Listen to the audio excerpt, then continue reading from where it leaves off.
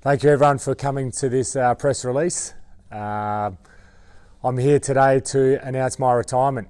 I think it's a time to retire at age of 32, nearly 33. So the body's holding up at the moment, but never know. So to see what happens after this year. Hopefully we can win the last two games and get into finals. So, any questions? Why now, Brad?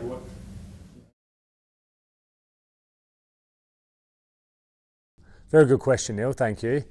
It was a hard decision. It was one Alice and I sat down with a few times throughout the year, and we've got a young baby on the way in middle of October, end of October. So that sort of added, I guess, pressure and of having to sort of be home a bit more, and it's not easy leaving to come to training 3 nights a week and leaving Alice with our young one at the moment. So we just thought it's the right time, and so hopefully someone young can come in and fill my shoes.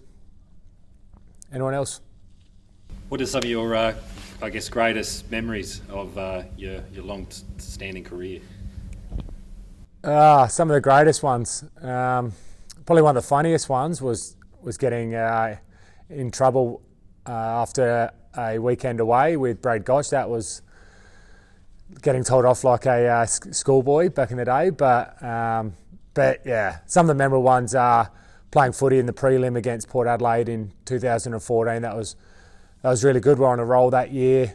We won against the Eagles as well. And then Sturt. So that was sort of some highs winning on Adelaide Oval.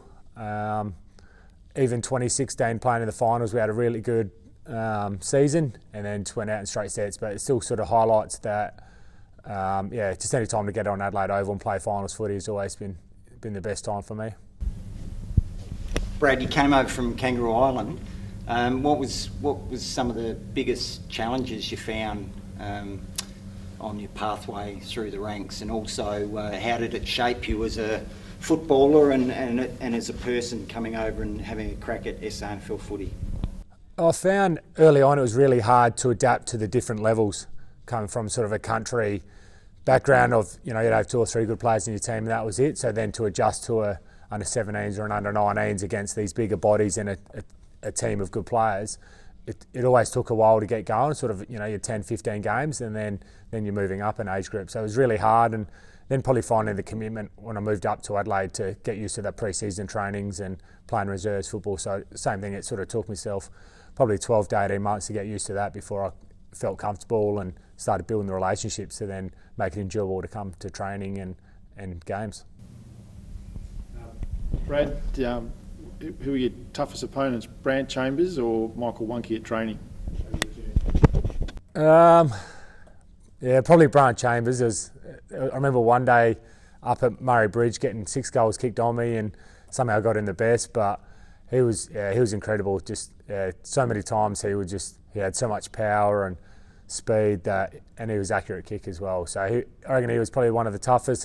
And there's blokes like Clint Alloway as well that were really, powerful guys, strong, could mark, and real competitive too. So it's really challenging people. And like I say, Michael, when he went over the Eagles, playing on him was always a challenge as well. But yeah, tough ones.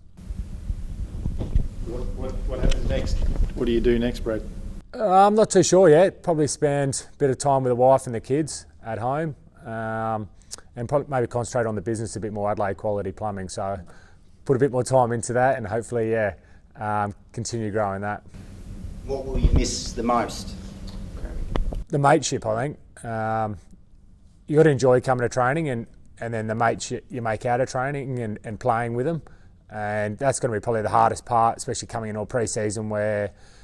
I've been around this club for such a long period, and you build such good relationships. And over the last few years, been able to go to like a Nick Little's wedding, and I've got Tarek Redigolo's wedding. So you start going to these weddings as well. So you've got to build these relationships outside of footy as well, and that's probably what's going to be the saddest part of it all. Just missing all them. I guess you've got a long, hard journey that's got you to where you are. Is there any sort of sending messages to the younger kids coming through on, I guess, how, resilient and the amount of work that you've got to do to get where you went?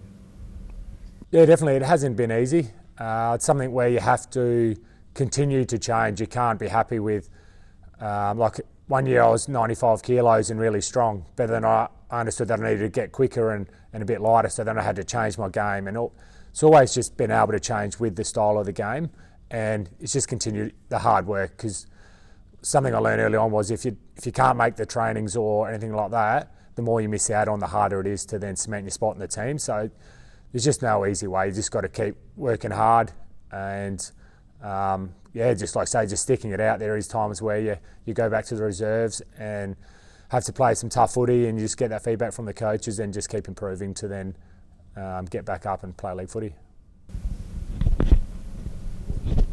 Thanks, Brad. Good luck. Thank you very much.